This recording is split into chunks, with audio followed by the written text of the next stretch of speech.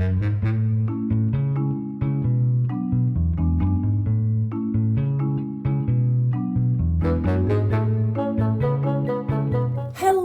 and welcome to another episode of Tricksters at Home. Today we're gonna do something a little bit different. We're gonna play with Shadow, and you're gonna get to hang out with Trickster Brianna. Have fun! What do you see in the shadows? A super cool way to tell stories, of course! So I'm here today to talk to you all about how to use shadows to tell different kinds of stories. So lots of us probably already know how to make shadow puppets like this one. But it's hard to tell stories with that when you have to use one hand all the time to kind of try to create what we're trying to see. So today we're going to talk about where we can put our shadow play and other ways that we can use to make puppets other than just our bodies, even though our bodies make great shadow puppets.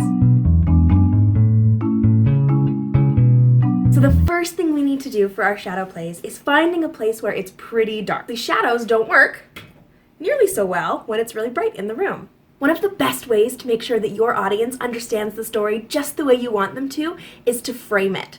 And so for our shadow plays today, we're actually going to use a door frame. As you can see, I have this sheet hanging in the door behind me. I have picked the lightest sheet that I own, which happens to be purple.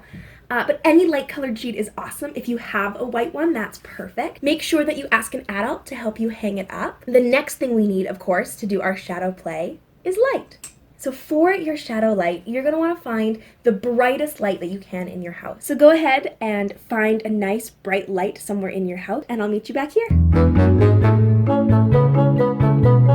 How are we going to make our shadow play on this? So first things first, when can the audience see you? And when can they not? When you are in front of the sheet like this, and the audience can see you on the other side. Obviously, the wall's not see-through, which means they can't see me anymore. I can make my whole self appear to the audience. I can make just part of myself appear to the audience, a little bit afraid, and I'm just peeking my head.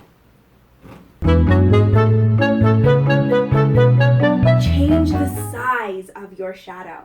So the closer I get to my light, the bigger my shadow gets.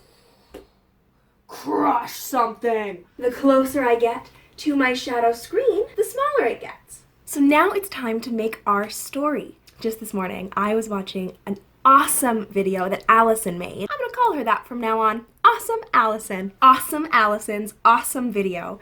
And she found this super cool picture of some ants and a sailboat in the background. I thought it would be super cool if I used that same picture today, and we can look at the different ways that you can be inspired by the same picture to create something different. So the first thing I'm gonna do is I'm gonna make some little shadow puppets.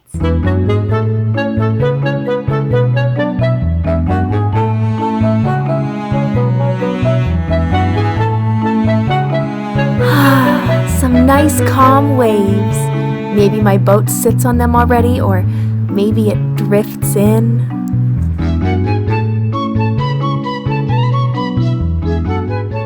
So the way that I'm going to zoom in my shadow play is I'm going to move absolutely everything I'm doing closer to my light, right? Because the closer I am to my light, the bigger my shadow gets. So it's going to look something like this.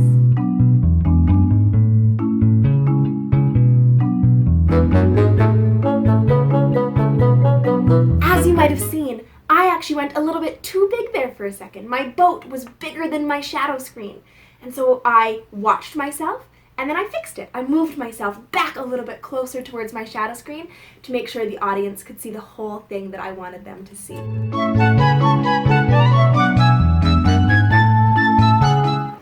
It's a beautiful day on the water. Here comes a little boat floating lazily along. I wonder who's on that boat. It's a little ant. Hello, ant. Oh no, there's a storm. The water is crashing. The boat goes flying. But there's no storm. Just a little girl in a puddle.